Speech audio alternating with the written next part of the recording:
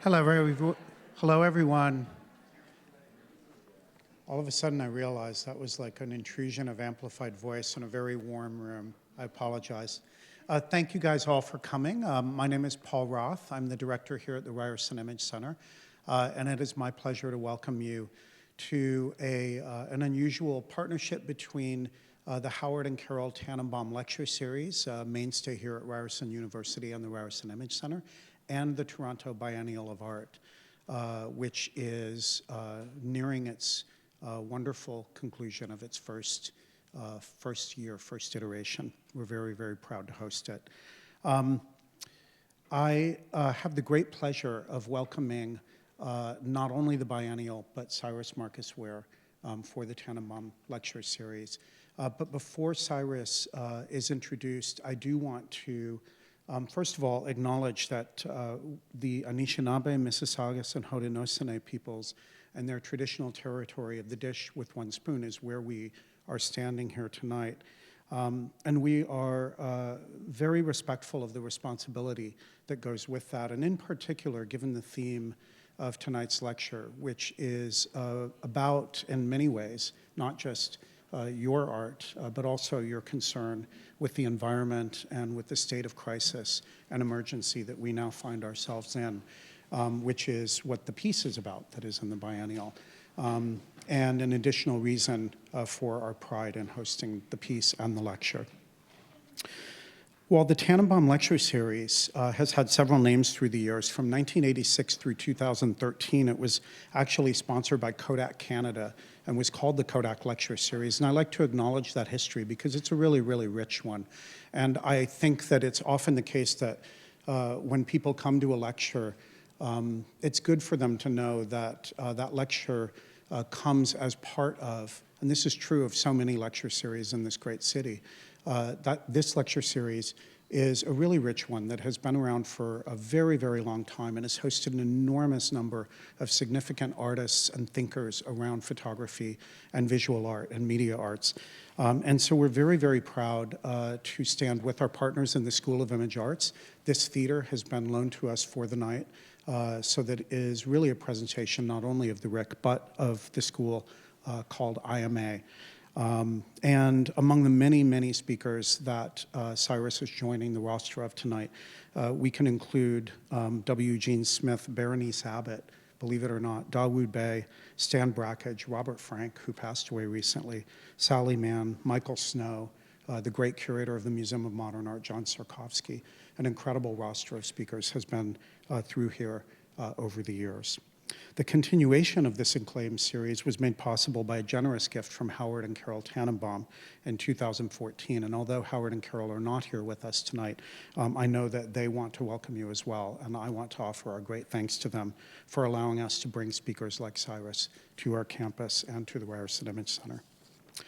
I want to mention two program notes before we get started. After the talk tonight, the floor will be opened up for a Q&A guided by our curator of exhibitions, Gail Morel. Please note that when the Q&A starts, we will have a microphone, maybe two, that will be provided for anybody who has a question to ask. So please, if you do have a question and if you're called on, wait for the microphone to come to you before you ask your question, and that will allow the recording to pick your voice up. And maybe also for Syrus to hear you more easily. Additionally, I want to remind you all to mute your cell phones if you have not already, so that we don't have any interruptions of that kind.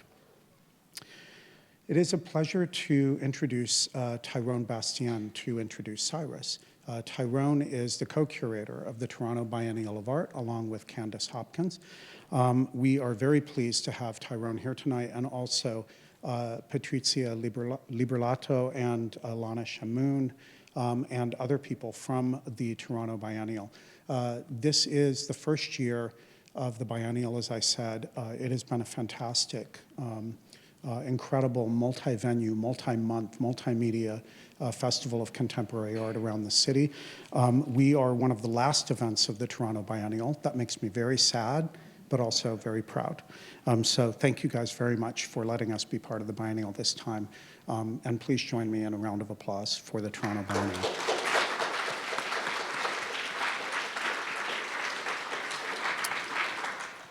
Tyrone Bastien is an independent curator and arts programmer based here in Toronto.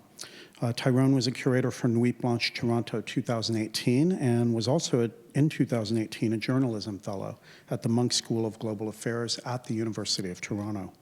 Previously, he directed programming for El Circle Avenue, an arts district and organization in Dubai, and he has presented commission projects that traveled to the Venice Biennale in 2015, the Dhaka Art Summit in 2016, and Art Dubai in 2016.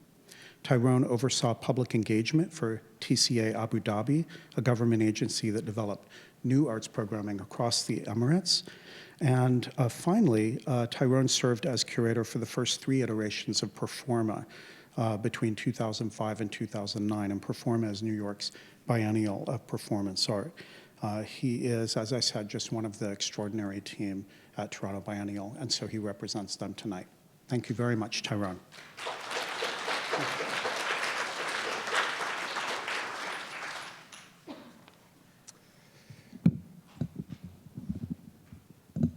Thank you, Paul.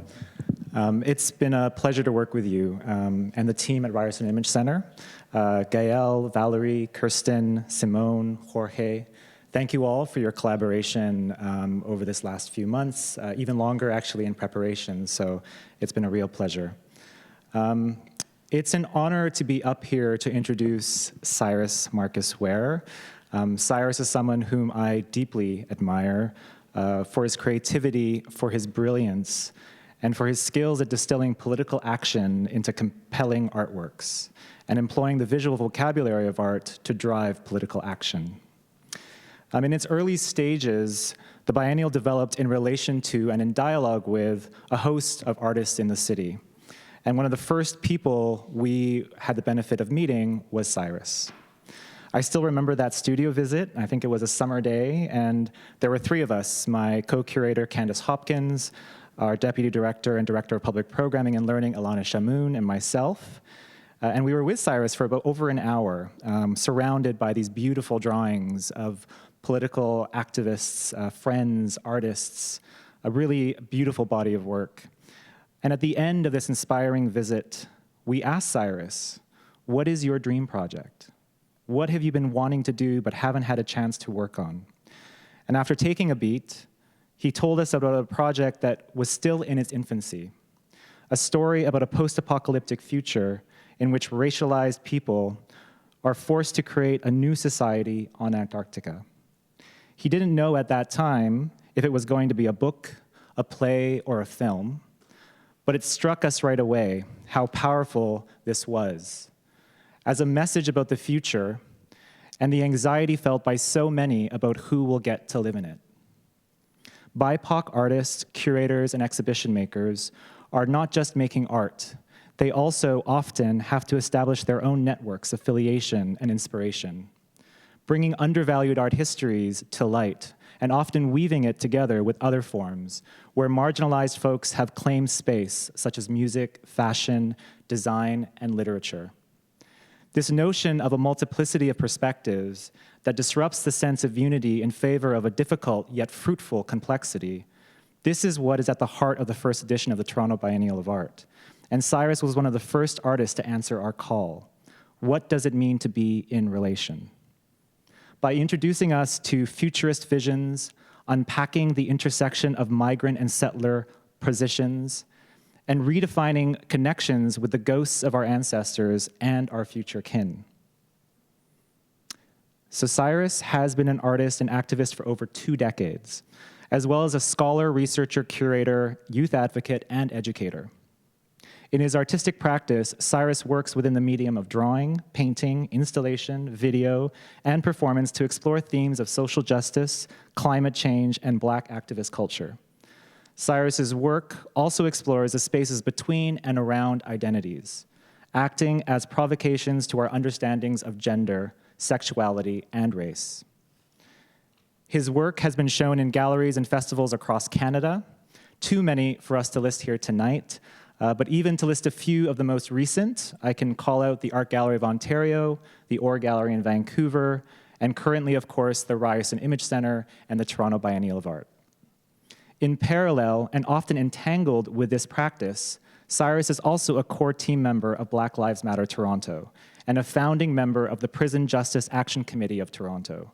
For 14 years, Syrus has worked with Blackness Yes to produce Blockorama at Pride, which I've loved, and other related events throughout the year. And for 17 years, Syrus hosted the weekly radio segment Resistance on the Sound Dial on CIUT 89.5 FM. In 2017, Syrus was named the TD Arts Diversity Award winner through the Toronto Arts Foundation and the Toronto Arts Council. In 2015, Syrus was named a Vanier Scholar. And in 2012, he was awarded the Steinart and Ferrero Award for LGBT Community Leadership and Activism, the largest award of its kind in Canada. So without further ado, it's my pleasure to introduce Syrus Marcus Ware.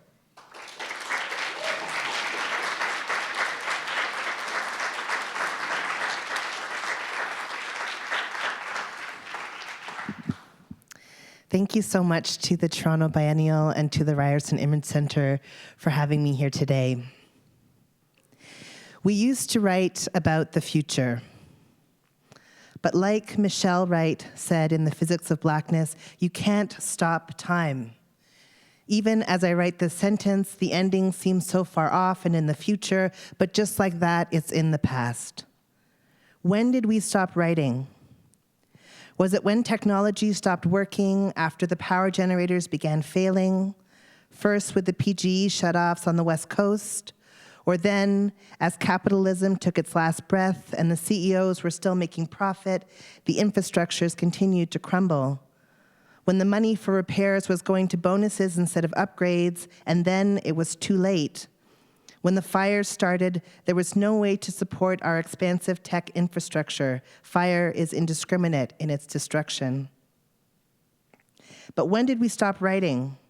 Writing about the past, writing about the present, dreaming about the future? Was it when we had to be on the move after the crumbling of society for safety and to find shelter and to have food security? It's hard to sit and write when you're on the run, no question. But there are journals from these early times just at the start of the fall, so that can't be when we stopped writing. I want to know when we stopped writing because it seemed such an essential part of human life until it wasn't. So much has changed since the fires began burning.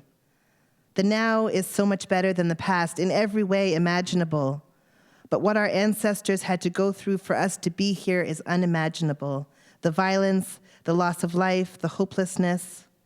Maybe it's because we have finally won our freedom that we share our words differently now, sung from treetops, whispered in close hugs, words shared through stories told around our nightly fires.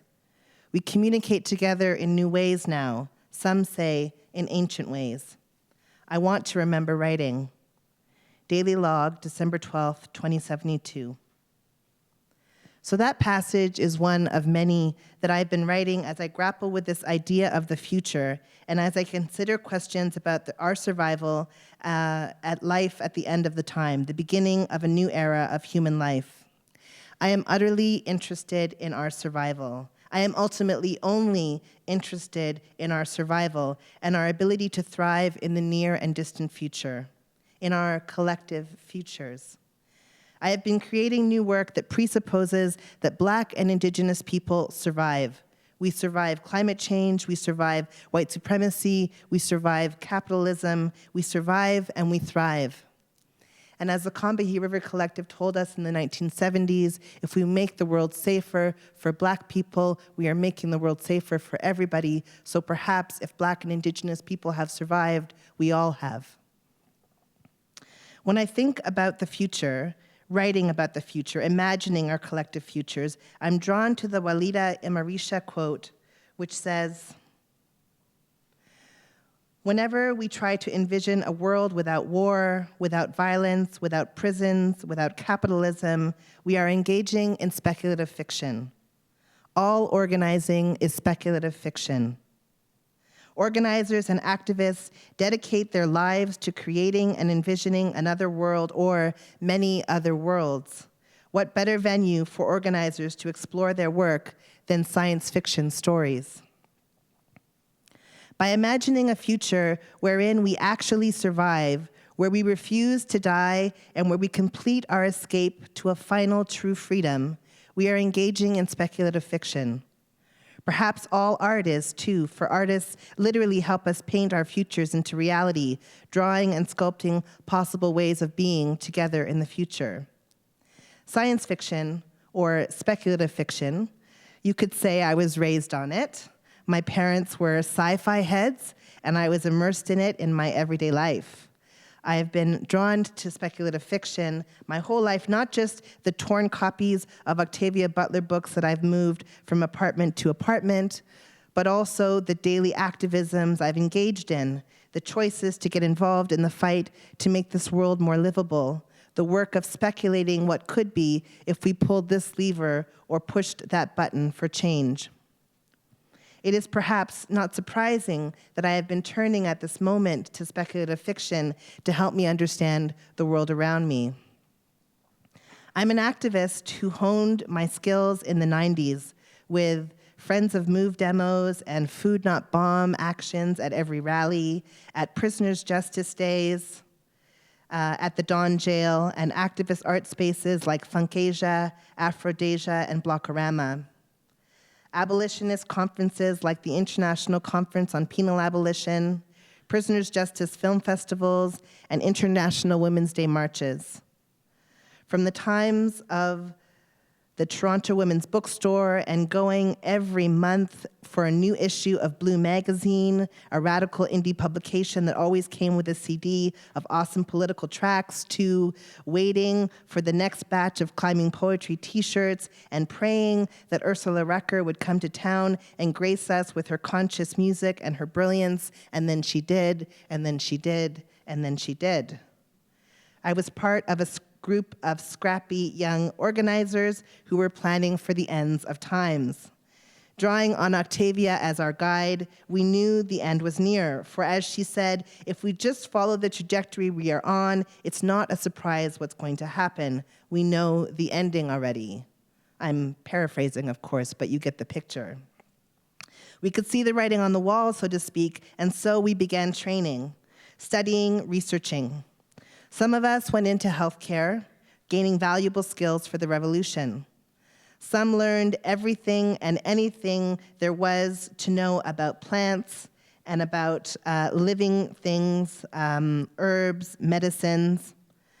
Some worked to salve the harms of today's, setting up safer injection sites, going into prisons and providing support and resources, and so on. I became an artist. I knew there was a place for artists in the revolution. Emory Douglas had taught me that. He'd given himself the title of Revolutionary Artist of the Black Panther Party. Can you imagine the swagger of that? But I saw what he did with his work and the way he used it to open up a conversation, to create access, to plant seeds. And so I became an artist whose activism was so deep in his work, it was hard to separate them at times. At first, I began getting strangers to write love letters to activists. I wanted to find a way for people to relate across difference, as Audre Lorde encourages us to do. I wanted to close the gaps, to deal with the isolation that so many people in the fight were facing, living through. I wanted to help build community, one connection at a time.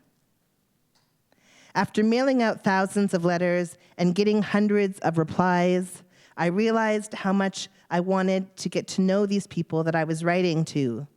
I wanted to get to know them better. And so I began drawing them, large and with a photorealist treatment. I wanted people to stop and spend time with these works, to trace the lines of the activists' faces 12 feet tall in front of you. I wanted you to follow the curve of their smile and wonder what put it there. For the viewer to have a connection with these people, not as faceless organizers in the streets, but as individuals who are our friends, our lovers, our fathers, our grandmothers. And so I created an activist portrait series. Now, I was perfectly content drawing these organizers, building up an archive of portraits, an archive of activism happening on Turtle Island right now. But as I drew, the world around me was crumbling. Drought, floods, fires, glacial melting. The effects of late-stage capital felt everywhere. I began having recurring dreams. Dreams of the apocalypse, of the revolution, of the time just after now where we're on the run and unsure of our next steps. These dreams were always in the same setting and featured us setting up an encampment and trying to figure out a new way to live together as a community. I had these dreams every other month in my 20s and then into my 30s, and by the time I reached 40, I was having them almost every night. Sometimes I would write them down, sometimes I wouldn't. I rarely talked about them to anyone. But then one day, I happened upon a map of Antarctica, divided up into pie-shaped pieces, each one belonging to another country, colonialism at its finest. I wondered what countries had laid claims on Antarctic land, and so I read further, and further, and further. I found out that 11 or so people had been born in Antarctica, one an accidental occurrence during a science expedition in the 70s, but the other 10 sent there to be born to stake future land claims. This is in real life. I was absolutely horrified. Absolutely horrified. I was thinking about the continent of Antarctica. The way that we had been taught about it in school was that it was a continent that no one lived on, right? The uncolonized continent. And it was quickly becoming colonized, especially as temperatures began to rise. Antarctic tourism had begun, and I couldn't get it out of my mind. I wondered what would happen when those 11 or so people were sent to actually begin to stake claims. Would humans ever learn that colonization is never okay? And so I began writing. I began writing short fragments at a time, imagining this world. And this was one of the first segments that I wrote. The Antarctic shoreline was the first to change. Ice sheets larger than entire cities had begun cleaving themselves off of the glacier since the 1970s, but the melting increased as the decades wore on. It was as if the shoreline was being reborn, rocky outcroppings peeking out from underneath ice that had covered it for millennia. In late 2018, an ice sheet 5 times the size of Manhattan broke off of Antarctica's Pine Island Glacier.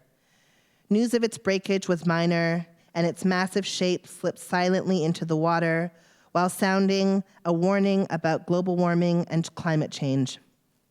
By the time the damage had been done, with sea levels rising predictably and ocean temperatures increasing, news of the ice sheet seemed to have landed too late to be impactful. The ice sheet was singled out by many as the last evidence needed to prove that climate change was real and that we were in the dreaded depths of the Anthropocene. After the sheet broke off, predictably, sea levels rose globally. It added to oceanic warming and helped move other sheets off the glacier. Eventually, ice sheets were breaking off the glaciers daily, clogging into the bays. At the first sign of rock appearing through the ice, the powerful men who made these kinds of decisions knew it was time to put their long-awaited plan into action. 11 people had been born at that point on Antarctic ice, and they were sent there to be born to stake a future land claim. In the summer of 2030, with the world on fire with climate change, post-Trump wreckage, and the crushing sex of both conservatism and the Anthropocene, these babies, now grown, were called home. Most of them had never set foot on Antarctica's shores, being born in boats just safely inside its water, close enough to count as an Antarctic birth. Others were so young that their parents would have carried them in folded arms and tight hugs away from Antarctica, their tiny feet never touching the tundra. But by 2030, the rocks were mostly bare, with dirty snow peaks on their tips, like on the sidewalks at the end of a long city winter. There was plant life sprouting up all over the continent, Arctic moss, sea buckthorn, heather. The entomologists said it was time. The botanists said it was time. The Antarctic plan had to begin. Even more pressing, small-scale Antarctic tourism had begun, with boats of drunk adventure tourists coming to the waters around Antarctica during its summer months. None of these tour ships were allowed to board the land, but it was only a matter of time before the corporations began pushing for this too. And so the powerful men who make these kinds of decisions deployed their Antarctic citizens. New Zealand was the first to send its people. They set up their camp on the far east side of the continent in their neat little piece of Antarctica's pie. Canada was next, sending me. The others followed in the coming weeks and months. Of all the countries, Canada was perhaps the least prepared for the efforts. Sure, we had the Arctic, and I had spent months training in the north to prepare myself for life in the far south. But we couldn't survey the land often, and we had less intel on what was happening on the continent at any given time. We were just too far away. As such, I left Canada with much mystery surrounding my trip. What would I find when I got down there? How much had the other countries set up? I would be very alone. I was on a solo trip, while others had 2 or 3 people together working to set up their colony. I was forced to attend classes on how to colonize. I was forced to do drills, practicing in the armory, racing back and forth across the rubber floor. I became what they wanted me to be, a change maker, a terraformer, a colonizer. When I got to the ship that was to take me to my new home, I was full of anxiety, not because of the journey, but because I knew in my deepest heart that I could not carry out their goals. You see, they hadn't really kept tabs on me when I came to Canada to be raised by my family. They knew I was there and ready to be deployed when they needed me, and so perhaps they didn't keep me in their mind. Instead, I had campaigned, I had organized, and by the time I was deployed to Antarctica, I had been an activist for far too long to ever consider their goals as my goals. So on that boat, I knew I wouldn't become their colonizer, but I still had to go through the motions. I was scared, not because of the mission. I was nervous because I was headed to Antarctica to start a revolution alone. So this fragment and ones like it might have remained just that until I had a conversation with Candace Hopkins and Tyrone Bastian from the Toronto Biennial, and they gave me the opportunity to delve deeper and to explore this concept more fully. For the Biennial, yes, but also for me, it was a gift of time and space to consider these questions. Were we at the end of the world? And if so, what were we going to do about it? And so I created Antarctica, this time set in 2025, an immersive installation with writing, textiles, video, and drawing as key elements. The color palette for Antarctica is white, white, and more white. This references the cold and snow, yes, of course, but it also stands in for the white supremacy that these characters are steeped in, the pervasive but ever invisible violence that permeates their daily lives. The peaks of the icebergs hanging in Antarctica resemble that of clan robes, and the overt connection to white power action is intentional. Inside this environment, 3 times a week, there is a 38-minute performance performed by Yusuf Kadura, Dainty Smith, and Raven Wings. In the play, one of the characters says, "Yes, Marcus, white supremacy is everywhere here. Everything on this damn continent is white," later remarking that Antarctica was known as the wide white continent. When considered alongside the Great White North of Canada, she remarks that these are the devices that code particular places as being for white people only. The play takes place over 6 acts and follows the lives of 3 Antarctic-born citizens sent to stake a future land claim through birthright. First, we meet Sabian, an activist who is politicized and anti-colonization and hell-bent on finding a way out of having to do the company's bidding, to serve her government, not if it means colonizing land through violence, implementing borders, and potentially overrunning the original inhabitants of the land, be they human or non-human animals. Sabian spends much of her time trying to convince the other 2 BIPOC Antarcticans to flee with her to one of the unclaimed territories on the continent called Mary Birdland. She knows that Antarctica will become a safe haven for the rich only, and she wants a better way forward for her people. Jessica is perhaps more complicated. She is the second character you meet in the story. She is here to do her part for her homelands because everyone is relying on her success for them to have a place to come to. She believes her mission of terraforming her pie-shaped colony gives her purpose in life, and she is also aware that it is providing her a guaranteed food source at a time when the world is on fire.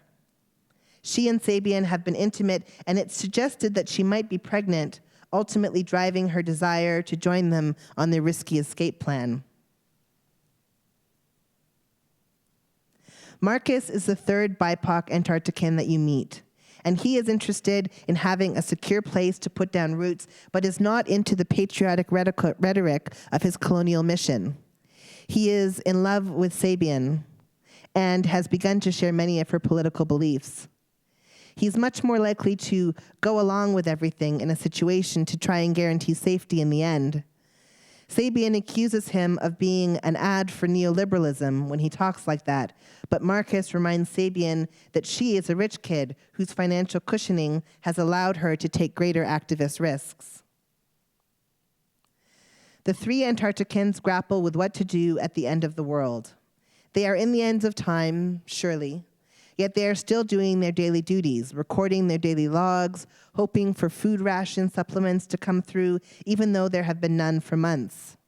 At one point, Sabian asks Marcus outright, "Marcus, how did you know it was the end of the world?" And Marcus replies, "I never really knew, not for sure. I mean, is this fire the end, or is that one? Is this government dissolution the end, or merely a sign of the same old?" This statement is what drove my recurring dreams. Would we know it was the end if it was? And would we know in enough time to do something, to get prepared, to have a plan, and to communicate that plan to our loved ones? This performance and the immersive environment has allowed me to talk about colonization and the violences of it, about climate change and its danger to our futures, about white supremacy, and about activism, the good, the bad, and the ugly parts of it. But it's also allowed me to talk about love at the end of the world. The 3 characters are in some sort of ambiguous throuple, and they rely on each other. They turn to each other for comfort, and they ultimately venture off to save each other and themselves together in a stormy night. They show a possible world where love isn't ruled by jealousy and possessiveness, and where they can share time and space with each other and have compersion for each other's happiness. I wrote it in as a hope for the future. Antarctica is decidedly apocalyptic, but I'm not sure if it's a dystopia or a utopia. If they make it to Mary Birdland and set up a free territory for humans to come and be free, is that utopia? Or is it dystopia? I mean, they will likely die in the waters on the way there or be found by the company eventually. In this way, I consider this work a departure for me. I've been accused of being overly hopeful in the past. Consider this, my second project for the biennial, an 8-channel video set in 2072, wherein Black and Indigenous people have survived the ravages of climate change, capitalism, and white supremacy. They have figured out a way to use old technology to somehow patch in to the Ryerson image wall to bring us a message from the future, to urge us to act and to rebel. I sat with a friend the first time she watched it, and she turned to me afterwards with a teasing smile and said, "Syrus, you are so fucking hopeful."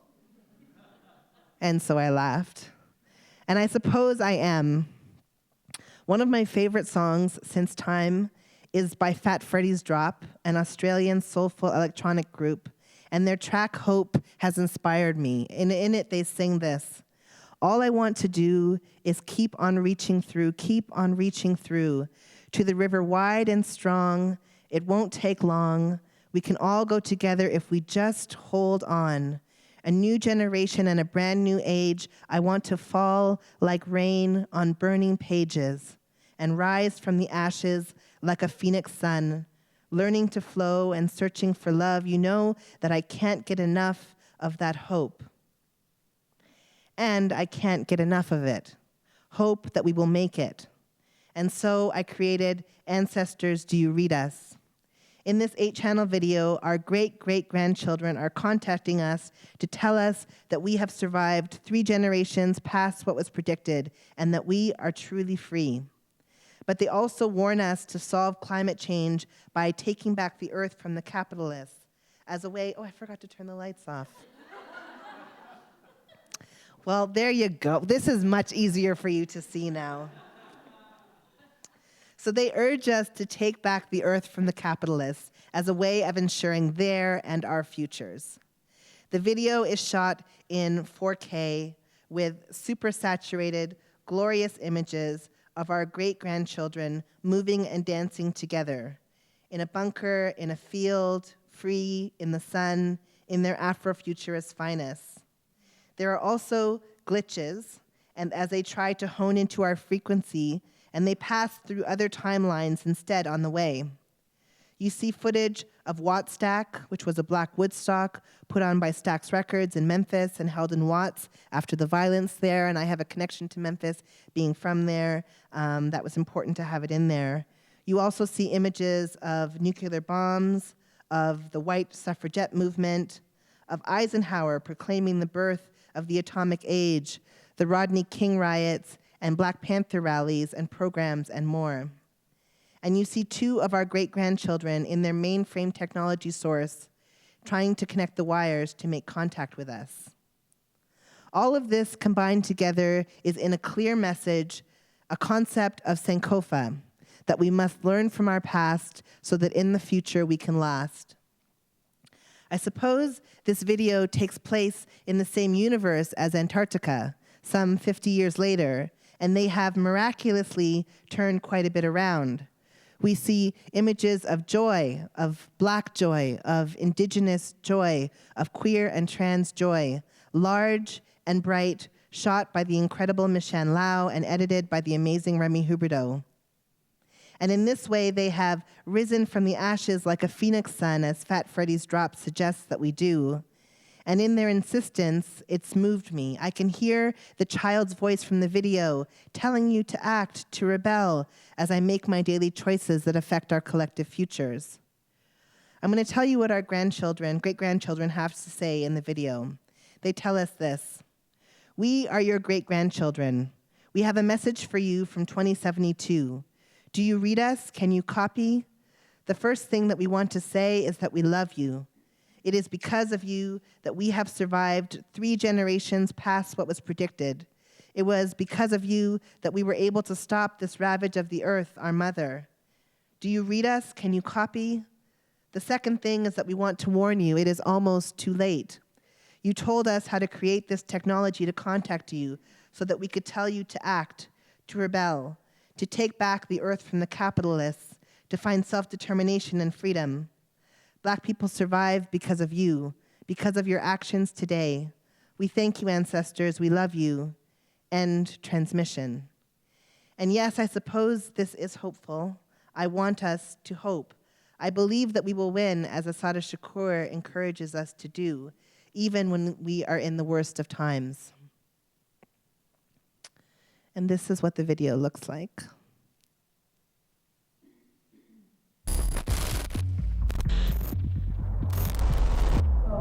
Do you read me? Do you read me? Do you read us? Can you Do you copy? read us? Can you copy? Do you read us? Whoa, can you read me? We are your great-grandchildren. And we have a message for you. Culture. This scene is really gone crazy out here right now. Do you read us? Can you copy? We have a message for you from 2072. We are your great-grandchildren. We are your great-grandchildren. We have a message for you.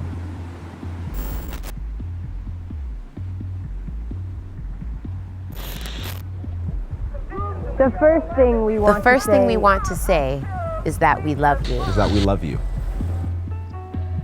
It was because of you that we survived 3 generations past what was predicted. It was because of you that we were able to stop this ravage of the earth, our mother. We were able to stop this ravage of the earth.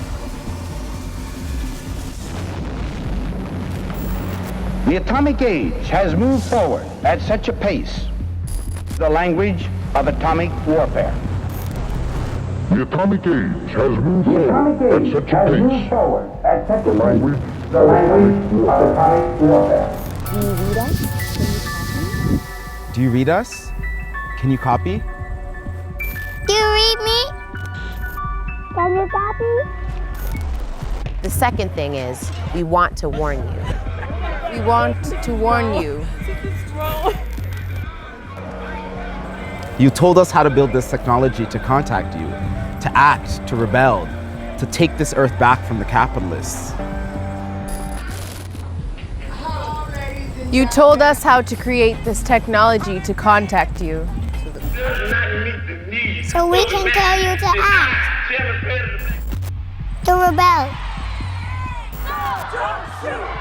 Because one woman said, I have had enough. To take back the earth. Take it back. To take back the earth from the capitalists. To find self-determination and freedom. Black people survived Black because people of you. survive. Because of you. It's not too late.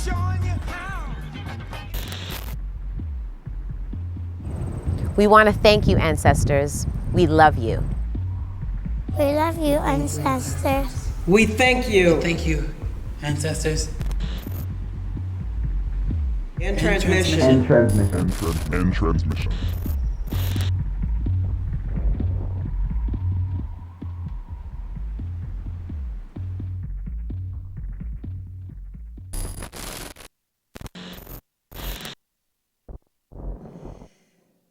And so in this future, there are children present. You never get to see children in post-apocalyptic futures. But in this one, our children are our friends and our equals. They too share messages essential to our survival. Now, Elisa Hull recently wrote the following passage. She said, "We are in a crisis now, and we need, as ecofeminist scholar Donna Haraway says, to stay with the trouble. In order to do so, we need narratives that are not naively optimistic about the future of our species and others that inhabit this planet alongside us. We desperately need narratives that move past apocalypse as an endpoint, not only because there are people and societies already living in the Western world's vision of climate apocalypse on a daily basis, but because looking at the climate crisis as an apocalypse can only inspire a helpless waiting for the post-apocalypse to arrive, suddenly to cleave the past from the future. Ancestors, Do You Read Me pushes us past apocalypse as an endpoint and shows us another forward pattern wherein something is different than it currently is today. Life is better, safer, freer, more harmonious. It is necessarily connected to the past, and in this way it interrupts that process of cleaving the past from the future, as warned by Hull. But what of this sense of helpless waiting for the post-apocalypse to arrive? When I think back on the early OOs, I realize that I had a sense of optimism that has started to become replaced. I'm not saying that I have lost or had my hope completely shaken, but some of the optimism behind what I felt in the 90s and early 2000s, the assurance has started to deflate from me. And I suppose this is what happens as things start to get worse and worse and worse. And I realized that what we were preparing for was to save this planet and to save all of us, to overthrow capitalism and white supremacy in our lifetime or perish as a result. Little did I know back then, little did I realize that the end of the world would look like this, like everything on fire or underwater, breaking records for heat in the wrong places and cold in the wrong places, fascism rising everywhere, a seemingly impenetrable GDP, cities like Toronto unlivable at this stage of late capital, rents soaring, and jobs getting more and more temporary. I wasn't preparing in the 90s for our children to tell us that they are assuming that they won't get to grow up, to have their own children, to build a life, or to be part of a community. In the late 90s, we had dreams of Earthseed, Octavia Butler's guiding tome from Parable of the Sower about life at the end of the world. In her books, she describes the incredible violence of life at the end, but she also offers strategies and insights about how we might survive through all of that in our futures. When is it too early to begin reading them to my daughter? I don't want to scare her, but I also know if I wait until she is 10, it may be too late. Octavia toured her last book, Fledgling, to Toronto in 2005, and I had the chance to spend the day with her and to talk about Earthseed and about her time-traveling book, Kindred, and about her uncanny ability to have predicted the neoliberal reality that we now find ourselves in. I asked her how she was able to write about a future which is currently our now, as if she was already living it decades earlier.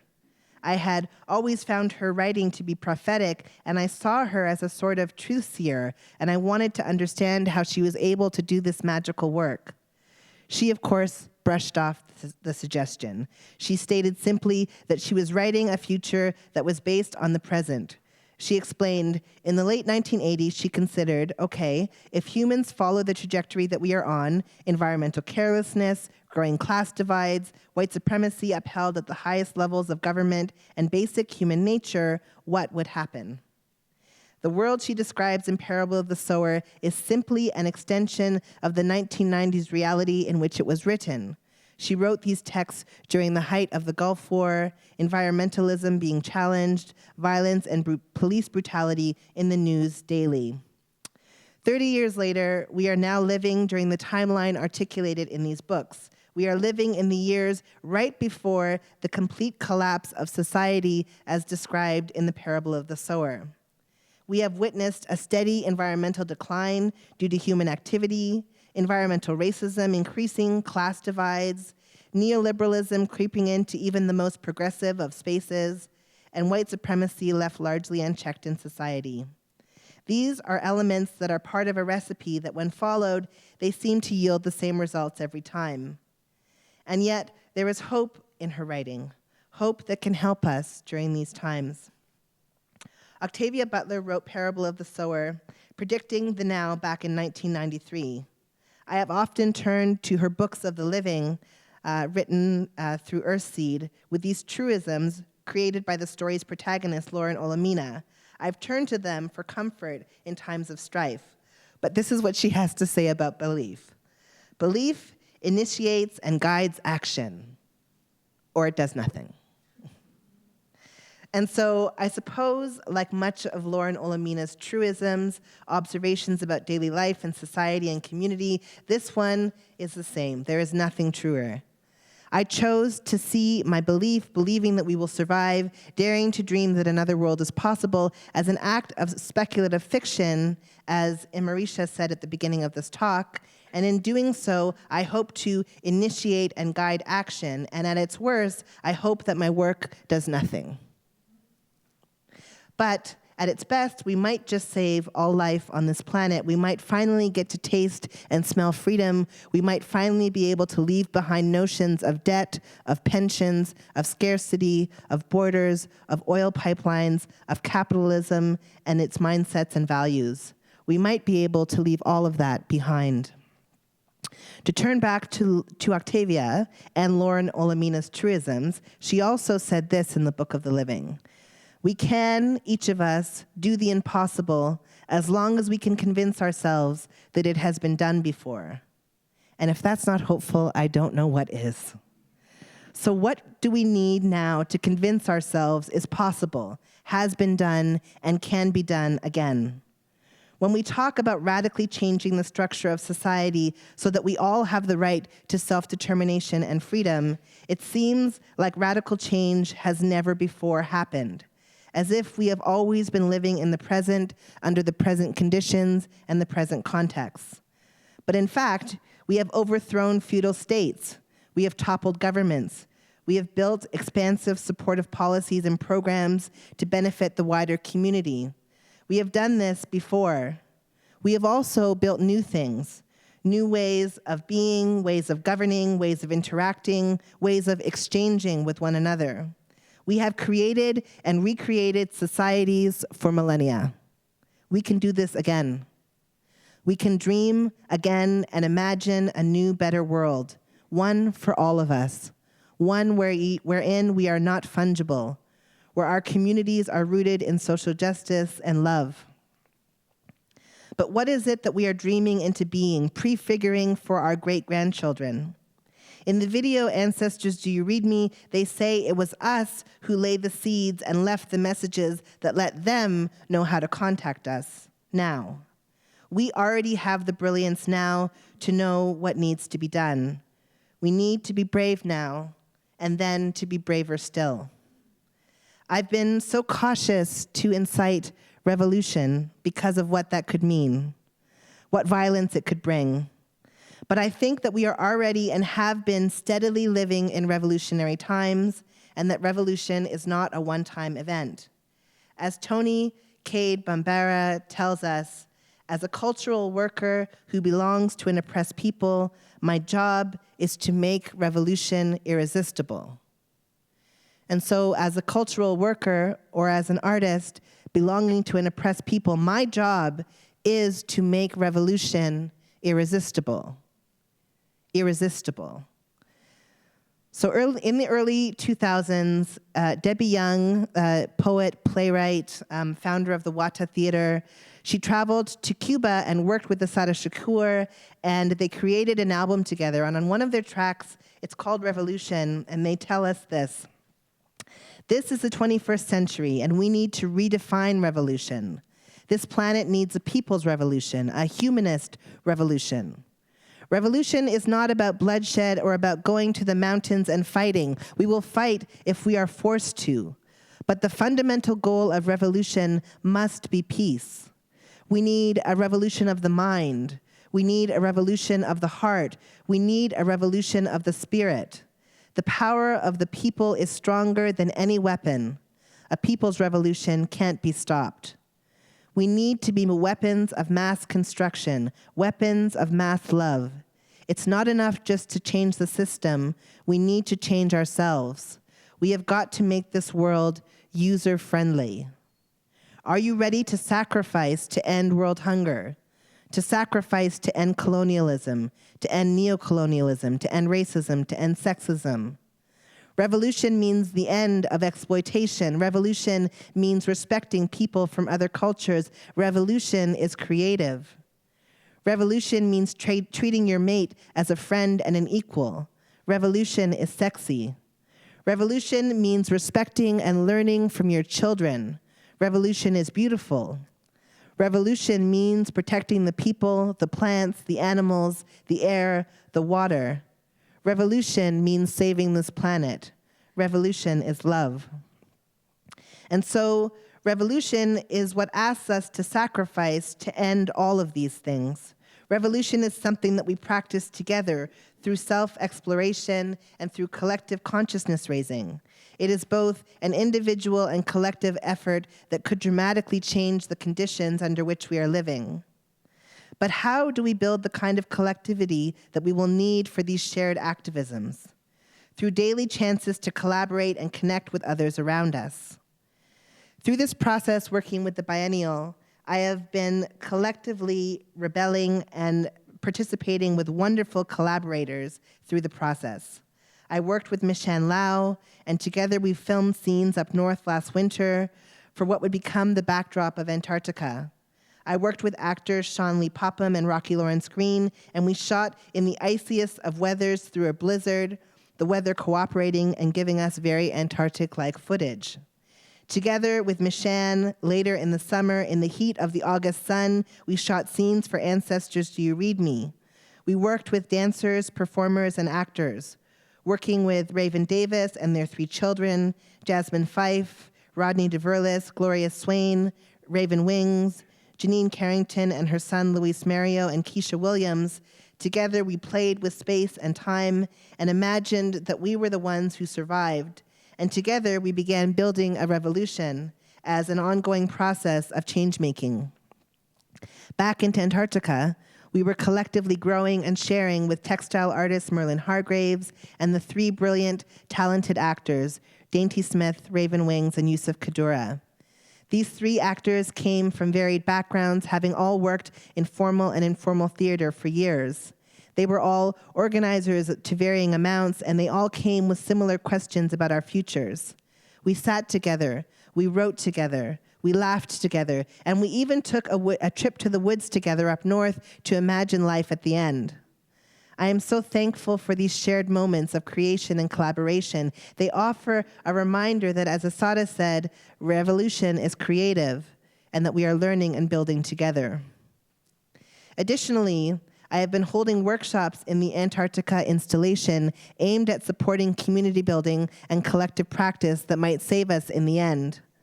With Sea Magazine, I held Preparing for the End of Times and the Beginning of Our Collective Freedoms, a 4-week course exploring life at the start of a new era.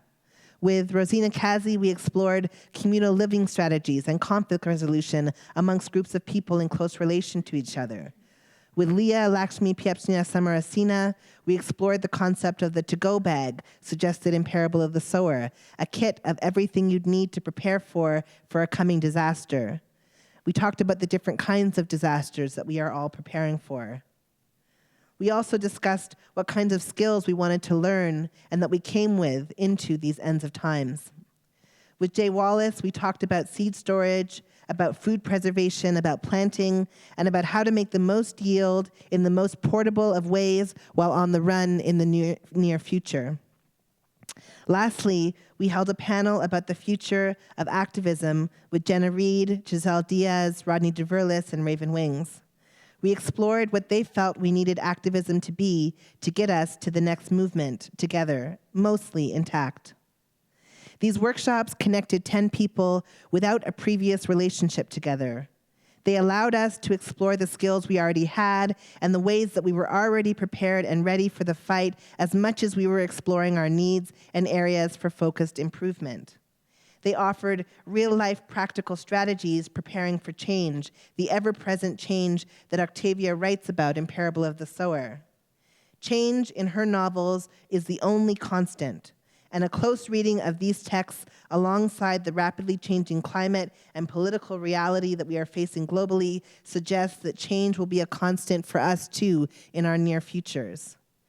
I've tried to embrace change by bracing for it, by building community up around me that can weather change with me together.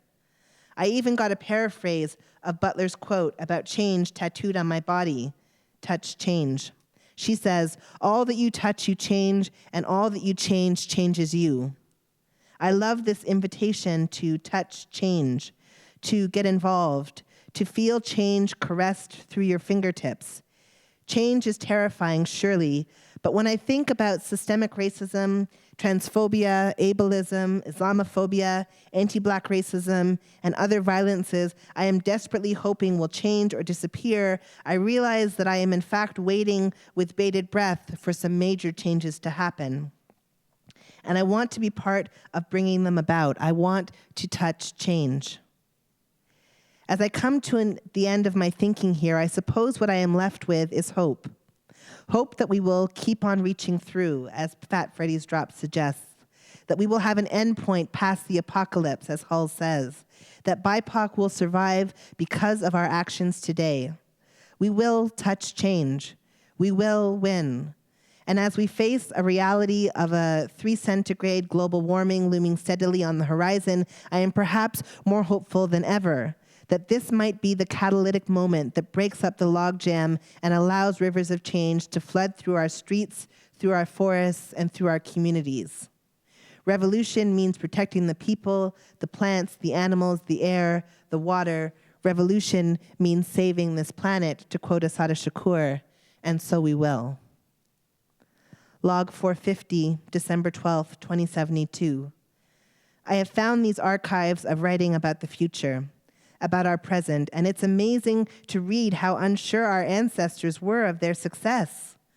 Was it like generations earlier, when overthrowing the slave labor market seemed impossible, and then it was done, and then finally completed with the abolition of prisons in 2027, where they couldn't see what they could so plainly, when they couldn't see what we can so plainly see in retrospect?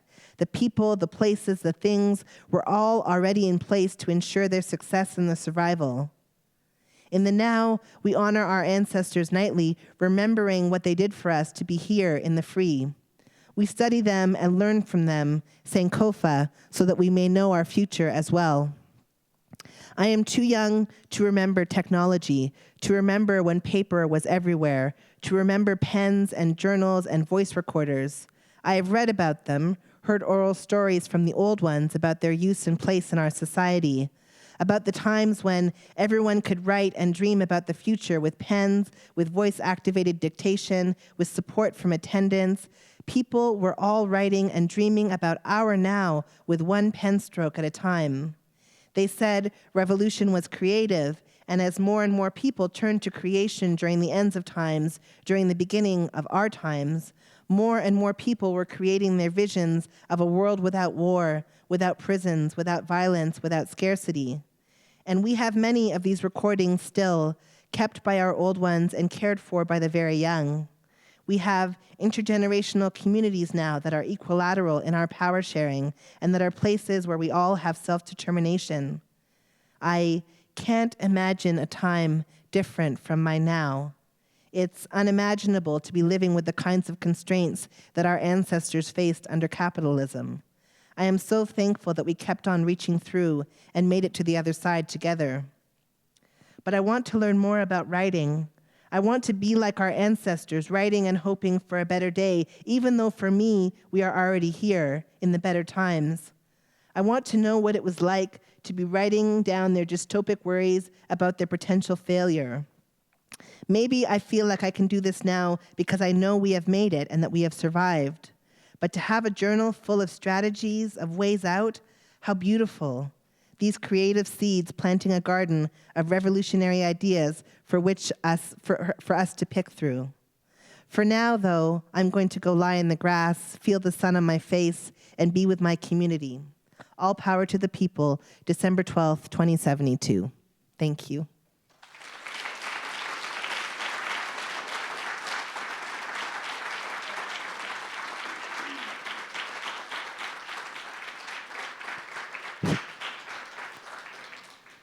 Thank you so much, Syrus. It was amazing. Thank you. We're going to open the floor to some questions. I'm just going to wait for people to leave. Could you please raise your hand if you have a question and wait for the microphone so we can hear you? You want to ask a question? Yeah? Sounds good. Here.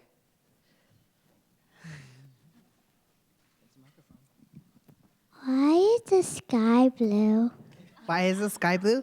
From what I understand, the sky is blue because of a reflection on the water. I think it reflects the water or something, but I will have to get back to you tonight. It's a good question, I agree. Another question here, thank you. So you've described very well future with some hope, and I've been to a number of these kind of things before, but nobody ever describes a pathway to get there. And that's the real problem, is how do you motivate a whole pile of people to take a pathway to get to where you want to be? And without a pathway, well, there is no hope. And the way the Earth has previously solved these problems is this, you know, when there's no rabbits for the fox to eat, the fox die off, and then the rabbits grow, and vice versa. So unless you can get a pathway to going and figure out, and you're using capitalism and all the technology to get your message out, so how do you get away from all that? I think that, you know, part of what I'm hoping we do is that we strategize together, that we actually spend the time to start figuring out what a pathway could look like. That's my hope, is that we start building community. We are already living in the ends of times. People are already starting to do the work to make change happen. They're divesting from prisons, they're divesting from the police state, they're building farms, they're doing all of these things to start to try to build the kind of prefigured future that we imagine. And I want us to do more of that. We need to have dream time to just imagine ways forward together. That's part of what we were doing in the 4-week workshop series, was we were literally figuring out, okay, in our future, how are we going to live together? Are we going to live in communal groupings? Are we going to live separate? How are we going to do it? How are we going to resolve conflict? At the end of the day, that might be the thing that brings us to our knees the fastest. The fact that human beings can't resolve conflict with each other without resorting to sort of law enforcement or mom and dad or like spanky in trouble. Like we just don't know how to resolve conflict in peaceful ways. And so figuring out some strategies around that, figuring out how we're going to be prepared for any eventual disaster. I mean, starting to do that work now, I think is part of how we lay the groundwork. I don't think it's too late to start trying to imagine a way forward together. But we need time and space to do that. And part of what the biennial has done is that it's invited a whole bunch of artists, many of us thinking about the future, to show artistic ways of a potential way forward. I actually feel like we just need more time to stare lovingly in each other's eyes, to like have tea and to say, okay, what the fuck are we gonna do in the next 18 months? And to really start planning. Another question?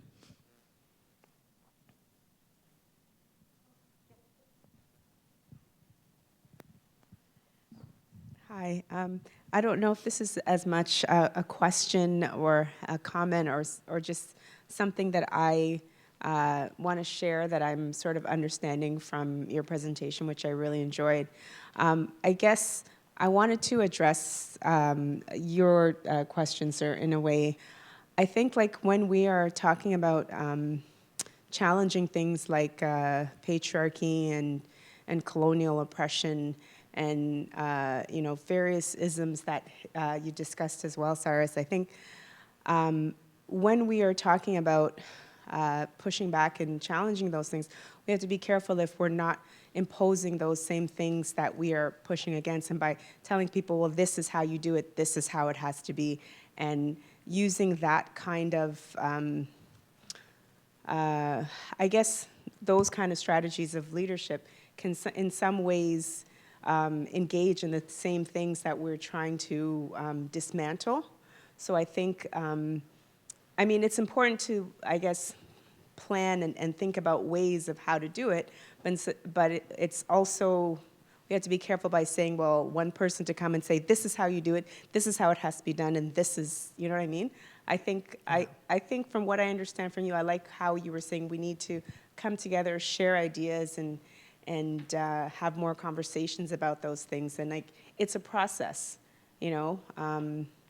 So I don't know if what I said made a lot of sense, but sure. I think what I'm trying to say is like, it's not as simple as saying like, this is what we have to do. And one person to tell us, well, this is what I think that you have to do to get this to this place.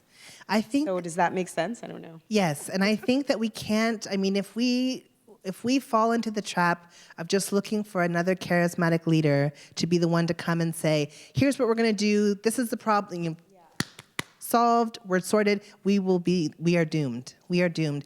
What you sort of see in Ancestors, Do You Read Me, and what starts to bubble up in the story of the play of Antarctica is communities planning for themselves together in small cells in thousands of communities planning a potential way forward together that works for them. Crucial to all of this is this idea of self-determination, that we as individual people get to self-determine what our lives look and feel and smell and taste like. We get to decide for ourselves how we want to be in this world. And so the future that we're trying to get to is not just one where we have sort of solved climate change, but everything is the same, where like right now we do not have self-determination. That is not the future that I'm hoping for. I'm hoping for a future that radically reimagines the world so that we actually all get to be free. Because if we all had self-determination, we might get a sense, you know how there's that Nina Simone song where she says, I wish I knew how it felt to be free. You know, because I think that we actually don't know what that even feels like yet. And that when we get to a place of self-determination, we come closer to approximating what that feeling might be like. And so that's going to look like a lot of people creating for themselves and for their communities and for their small collectives what works for them, and then trying to find a way to make a go of it. I'm very serious about how we're going to deal with conflict, because conflict resolution and dealing with the kinds of harms that humans just unfortunately do to each other, that's something that we're going to have to figure out as we sort of try to get to a place of self-determination and freedom.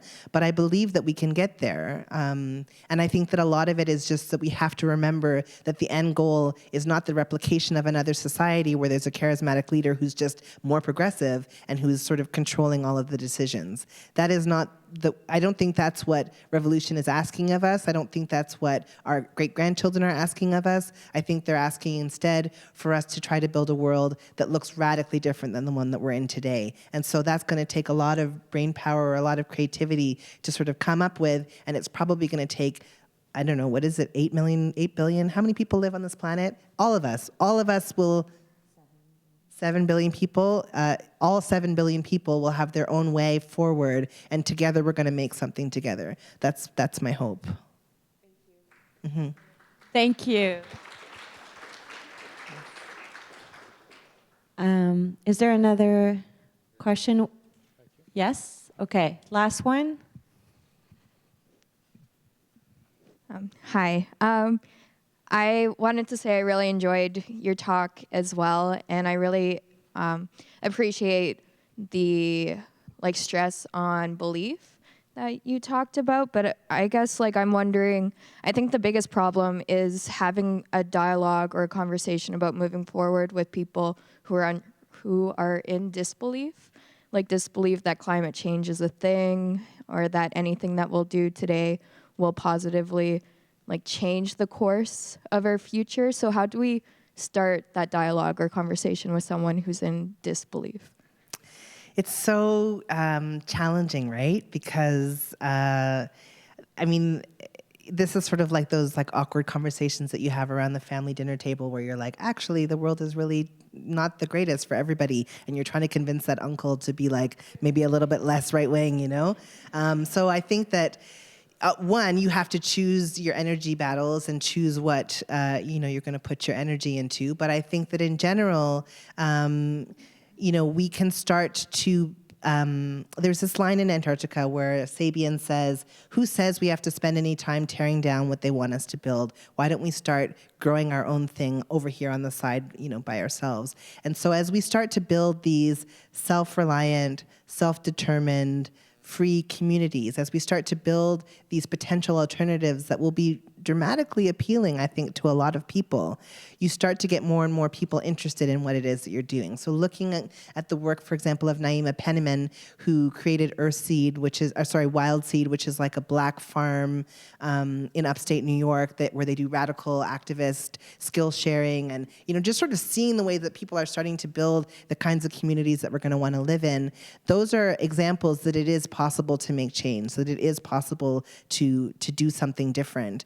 In terms of convincing people who do not believe that climate change is happening, that is a very difficult challenge. There are political reasons. There always follow the money and see where it goes. There are monetary reasons why people need to say that climate change isn't happening so that they can continue to exploit the earth until there is absolutely nothing left.